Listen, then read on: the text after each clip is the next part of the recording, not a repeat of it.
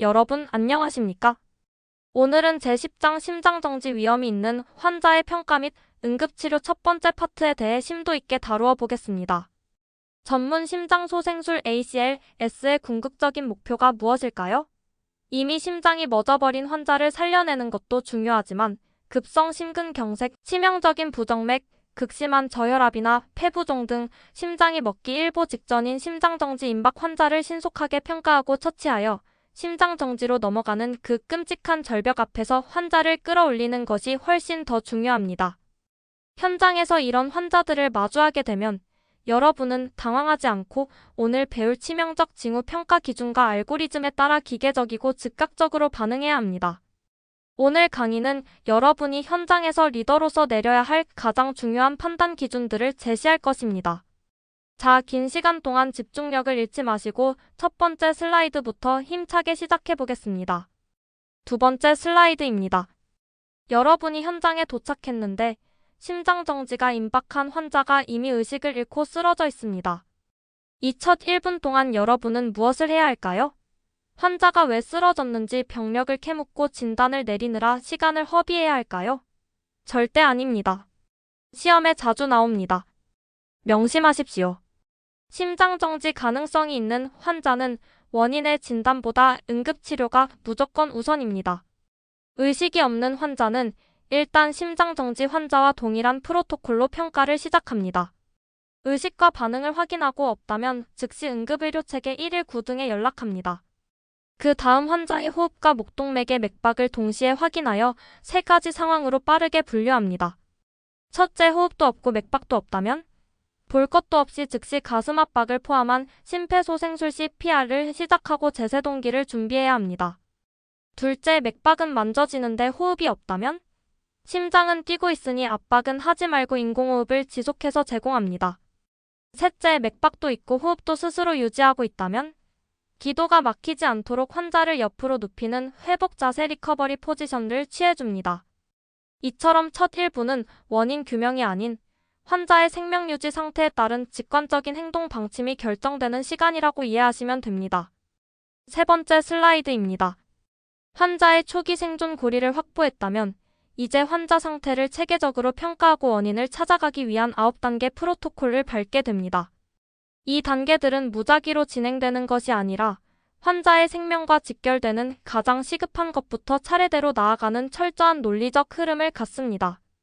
1단계 의식과 반응 여부 확인, 2단계 호흡 및 맥박 확인 및 필요시 CPR 시행은 방금 전 슬라이드에서 배운 가장 긴급한 조치입니다. 그 다음 3단계에서 기도와 호흡 상태를 정밀하게 평가하여 기관 내 삽관이나 인공호흡 등 전문 기도 유지를 결정합니다. 환자가 숨을 쉬고 맥박이 뛴다면 4단계로 넘어가 혈압을 측정하고 5단계에서 맥박 산소 계측기로 동맥혈 산소 포화도를 확인해 산소를 투여합니다. 6단계부터는 고도의 전문 소생술 영역입니다. 약물이 들어갈 정맥로를 확보하고 심전도 감시를 시작합니다. 7단계에서 12유도 심전도를 기록해 심근경색 등을 분석하고 흉부 방사선 촬영을 진행합니다. 8단계에서는 피를 뽑아 동맥혈 가스 분석 ABGA과 전해질 수치를 확인합니다.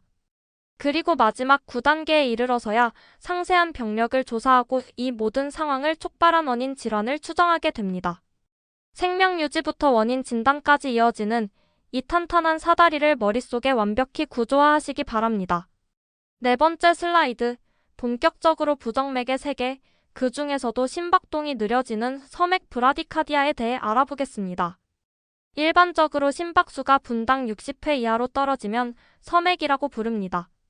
그리고 우리 전문 심장소생술에서는 분당 50회 이하의 서맥을 주요 응급치료 대상으로 삼습니다. 하지만 여기서 교수로서 여러분께 강력히 경고합니다. 헷갈리기 쉬운 부분입니다. 환자를 모니터에 뜨는 심박수 절대값 숫자 하나만 보고 치료 여부를 결정하는 것은 대단히 위험한 발상입니다.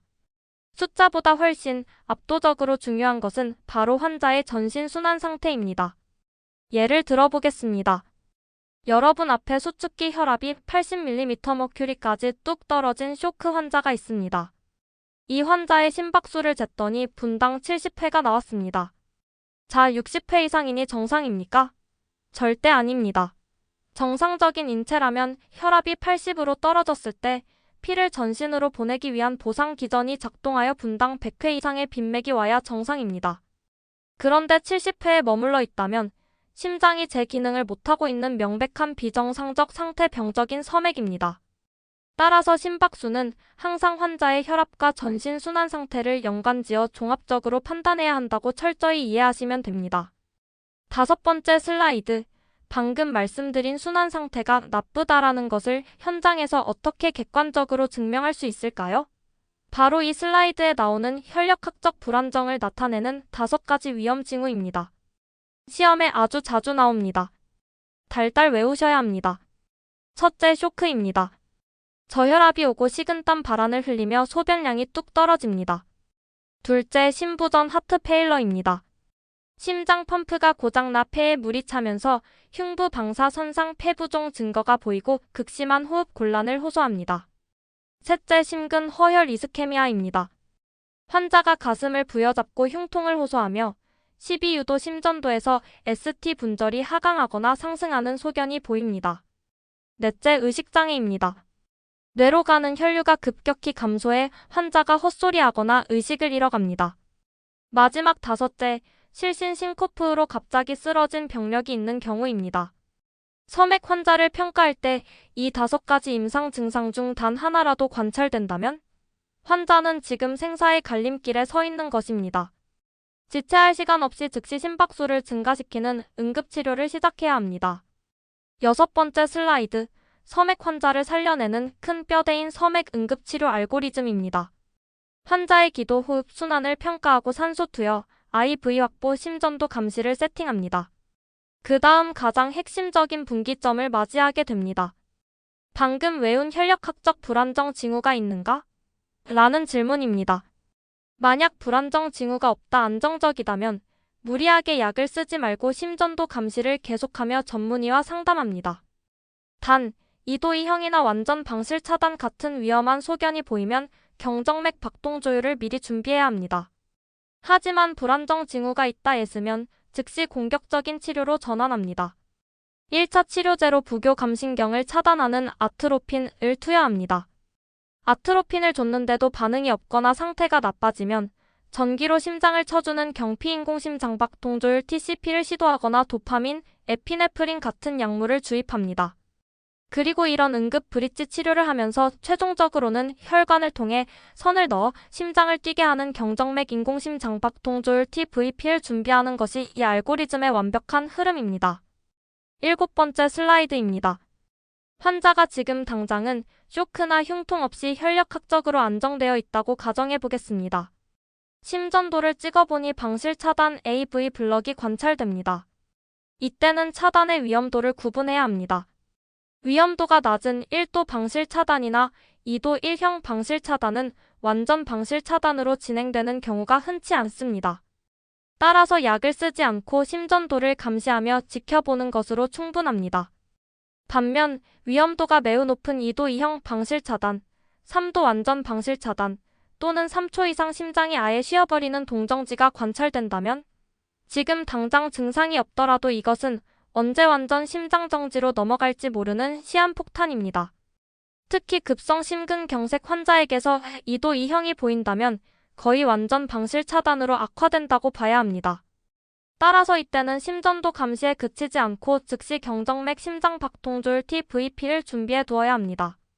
구분해서 기억하세요. 이 슬라이드 우측의 붉은 박스는 절대 금기 사항입니다.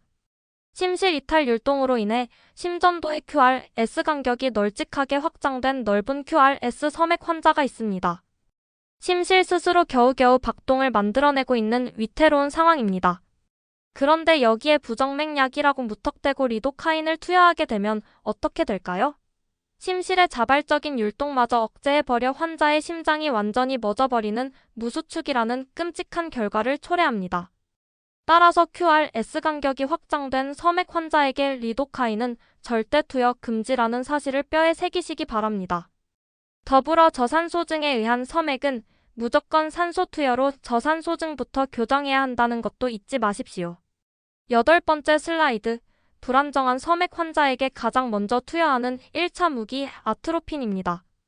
약물의 기전을 명확히 이해해야 합니다. 아트로핀은 우리 몸을 쉬게 만드는 부교감신경의 작용을 차단하여 결과적으로 심장의 박동 조율기인 동결절의 흥분성과 방실결절의 전도 속도를 확 끌어올리는 역할을 합니다. 따라서 동서맥, 방실차단, 동정지 환자의 응급치료에 탁월한 효과를 보입니다. 투여 용량은 초에 0.5에서 1.0mg을 정맥주사로 투여하고 효과가 없으면 3에서 5분 간격으로 계속 줍니다. 단, 인체가 받아들일 수 있는 최대 총용량은 kg당 0.03에서 0.04mg, 즉 넉넉 잡아 최대 3mg으로 제한된다는 점을 기억하십시오. 시험에 자주 출제되는 아주 중요한 주의사항입니다. 약을 아껴 쓴답시고 0.5mg 미만의 아주 소량을 찔끔 투여하게 되면 어떻게 될까요? 부교감신경의 중추를 자극하여 오히려 맥박을 더 떨어뜨리는 역설적 서맥을 유발할 수 있습니다. 줄 거면 확실하게 주어야 합니다.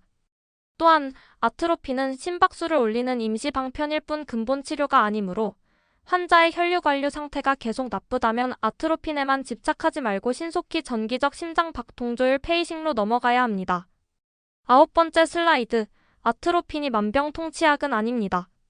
아트로핀 투여가 오히려 환자를 죽음으로 내몰 수 있는 치명적인 3가지 독이 되는 상황을 명확히 구분해야 합니다. 첫째, 허혈 심장질환과 넓은 QRS 환자입니다.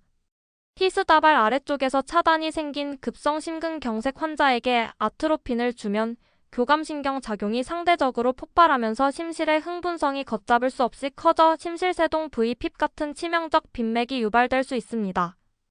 또한 안 그래도 피가 부족해 헐떡이는 허혈 심장에 억지로 채찍질을 가해 심박수를 올리면 심근 산소 요구량이 급증하여 허혈이 더욱 악화됩니다. 둘째, 완전 방실 차단의 역설입니다. 심방과 심실의 전기가 완전히 끊긴 3도 방실 차단 환자에게 아트로핀을 주면 윗방인 심방의 전기활동 수축 횟수만 미친 듯이 늘어날 뿐 그 전기가 꽉 막힌 방실 결절을 넘어가지 못해 오히려 차단 상태가 더 악화되는 헛수고를 초래할 수 있습니다. 셋째, 심장 이식 환자입니다. 다른 사람의 심장을 이식받아 신경 연결이 다른 환자에게 아트로핀을 투여하면 고도의 방실 차단이나 동정지가 발생할 위험이 큽니다. 이 세 가지 상황에서는 아트로핀 대신 전기적 심장 박동 조율을 먼저 고려하거나 다른 약제를 선택해야 한다고 이해하시면 됩니다. 10번째 슬라이드. 그렇다면 아트로핀을 줬는데도 맥박이 안 오르거나 애초에 아트로핀을 쓰면 안 되는 상황이면서 혈압까지 뚝뚝 떨어지는 서맥 환자는 어떻게 할까요? 이때는 보다 강력한 2차 약물 도파민과 에피네프린을 꺼내듭니다. 왼쪽의 도파민을 보십시오. 이 약은 알파 혈관 수축과 베타 심박수, 수축력 증가, 수용체를 모두 흥분시킵니다. 분당 킬로그램당 5에서 10마이크로그램의 속도로 시작해 목표 혈압에 도달할 때까지 용량을 올립니다. 특히 분당 킬로그램당 10마이크로그램 이상 고용량으로 넘어가면 혈관을 강하게 쥐어짜는 알파 작용이 두드러지므로 서맥과 저혈압이 동시에 온 환자에게 아주 훌륭한 선택입니다. 오른쪽의 에피네프린도 마찬가지로 강력한 알파 및 베타 작용을 합니다. 분당 2에서 10마이크로그램의 속도로 투여를 시작합니다. 단, 두 약물 모두 강력한 교감신경 흥분제이므로 심장을 무리하게 쥐어짜서 심근 허혈을 악화시키거나 심실성 부정맥을 유발할 수 있으니 모니터를 뚫어지게 감시하며 투여해야 합니다. 11번째 슬라이드입니다. 이 슬라이드는 헷갈리기 쉬운 부분이자 원인별 맞춤 해독제로 시험에 단골로 등장합니다. 일반적인 상황이 아닌 특수 상황의 서맥에서 사용하는 세 가지 스페셜 약물입니다. 첫째, 이소프로테레놀입니다. 강력한 베타 수용체 흥분제로 심박수를 올리는데 탁월합니다. 하지만 말초 혈관을 쫙 확장해 버리는 단점이 있어 혈압을 떨어뜨립니다. 따라서 저혈압이 없는 서맥이나 아트로핀이 안 듣는 심장 이식 환자에게 분당 5마이크로그램으로 신중히 사용해야 합니다. 둘째, 아미노필린입니다. 척추를 다쳐 교감신경이 끊어진 척수 손상 환자나 심장 이식 환자에게서 서맥이 발생했을 때 100에서 200mg을 서서히 정맥 주사하면 훌륭한 효과를 발휘합니다. 셋째, 글루카곤입니다. 평소 고혈 암약으로 쓰이는 베타 차단제나 칼슘 통로차 단제를 과다 복용하여 심장이 멈춰가는 독성 서맥 환자를 마주했다면 일반 약물은 듣지 않습니다. 이때는 특효 해독제인 글루카곤 3에서 10mg을 확 들이붓고 유지 용량으로 주사하여 심장을 강제로 깨워야 합니다. 환자의 기저 병력을 파악하는 것이 얼마나 중요한지 보여주는 대목입니다. 12번째 슬라이드, 약물로도 안 되면 결국 전기로 심장을 직접 때려 주어야 합니다. 바로 인공심장박 동조율 페이싱입니다. 환자가 불안정하고 아트로핀에도 반응하지 않는다면 지체 없이 환자 가슴에 패드를 붙이고 외부에서 전기를 쏘는 경피 심장박 동조율 TCP를 시작합니다. 하지만 이 TCP에 치명적 한계가 있습니다. 피부와 근육을 뚫고 전기를 보내야 하므로 의식이 조금이라도 있는 환자에게는 끔찍한 통증을 유발합니다. 따라서 TCP는 목숨을 연장하는 응급 브릿지 요법으로만 짧게 사용해야 합니다. 상황이 안정되면 지체 없이 혈관을 타고 우심실 안으로 전선을 직접 밀어넣어 내부에서 부드럽게 전기를 쏘아주는 경정맥 심장박동조율 TVP로 전환하여 장기적인 안정을 도모해야 합니다. 하단의 절대 주의사항을 보십시오. 심장이 멈춘 심실 무수축 상태일 때 심전도상 조그마한 피파 심방수축파라도 보인다면 전기를 줘서 심실을 깨워볼 희망이 있습니다.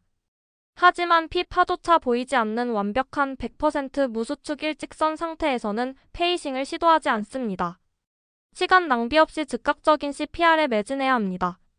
13번째 슬라이드, 섬액 환자 처치 시 많은 의료진이 빠지는 임상적 함정입니다. 열심히 아트로핀과 도파민을 써서 환자의 심박수가 분당 40회에서 80회로 예쁘게 회복되었습니다. 아싸 성공이다 하고 안심할 수 있을까요? 그런데 모니터를 보니 혈압은 여전히 70에 40mm 머큐리로 바닥을 기고 있습니다. 왜 그럴까요? 맥박은 돌아왔지만 숨겨진 다른 저혈압 원인이 해결되지 않았기 때문입니다. 예를 들어 급성 하벽 심근경색으로 우심실 경색 RV 임박이 동반된 환자는 우심실 펌프가 멈춰버려 폐와 좌심실로 피를 보내지 못합니다. 박동수는 돌아왔어도 파이프 안에 피가 텅 비어 순환 체액량이 절대적으로 부족해진 상태인 것이죠. 이런 환자에게 약만 계속 때려 넣으면 심장만 망가집니다. 정답은 단순한 섬액 약물 치료를 넘어 식염수 등 콸콸 들이붓는 수액 치료를 반드시 병행하여 빈 혈관을 빵빵하게 채워주어야만 혈압이 상승한다는 사실을 절대로 잊지 마십시오. 14번째 슬라이드, 느린 섬액을 정복했으니 이제 심장이 폭주하는 빈맥 타키카디아로 넘어가겠습니다. 분당 100회 이상 심장이 빠르게 뛰면 빈맥이라고 부릅니다. 열이 나거나 피를 흘리거나 겁을 먹어도 심박수는 120, 130까지 거뜬히 올라갑니다. 이것은 인체를 살리기 위한 아주 정상적이고 고마운 생리적 보상 기전입니다. 이런 환자에게 부정맥 약을 주면 큰일 납니다. 그렇다면 우리 전문 심장소생술팀이 응급 카트를 끌고 달려들어 약을 주고 전기를 쳐야 하는 진짜 타겟은 누구일까요? 보상 기전이 아니라 심장의 전기회로가 고장난 빈맥성 부정맥 환자입니다. 가이드라인은 그 기준을 명확히 제시합니다. 심박수가 분당 150회 이상으로 비정상적으로 미친 듯이 폭주하면서 이로 인해 저혈압이나 흉통 같은 혈력학적 불안정 징후를 초래하는 환자. 이 환자들만이 즉각적이고 공격적인 전문 소생술 응급치료의 진정한 대상이 된다고 구분해서 기억하시기 바랍니다. 마지막 15번째 슬라이드입니다. 오늘 쏟아진 수많은 약물과 복잡한 상황들을 표 10-2 기반의 하나의 대시보드로 요약했습니다. 이 표는 여러분이 국가고시장에 들어가기 전, 그리고 임상 현장 응급실에 출근하기 전 머릿속에 사진을 찍듯 완벽히 스캔해 두어야 하는 핵심 무기물 창고입니다. 교감신경을 끊어 심박수를 올리는 1차 약물 아트로핀. 0.5에서 1.0mg을 쓰며 넓은 QRS 섬액이나 이식 환자에게 조심해야 합니다. 저혈압이 겹치면 도파민과 에피네프린을 씁니다. 저혈압이 없으면 이소프로테레놀, 이식 및 척수 손상엔 아미노필린, 베타칼슘 차단제 중독이라는 특수 상황엔 글루카곤이라는 마스터키를 뽑아 들어야 합니다. 여러분, 환자가 쓰러진 혼돈의 현장에서 여러분을 지탱해 주는 것은 결국 이처럼 완벽히 숙지된 명확한 알고리즘과 약물 지식뿐입니다. 단순한 처치자가 아닌 환자의 혈력학을 꿰뚫어보는 진정한 응급의료 전문가로 성장하시길 기대하며 오늘 섬액 파트 강의를 모두 마치겠습니다. 긴 시간 대단히 수고 많으셨습니다. 감사합니다.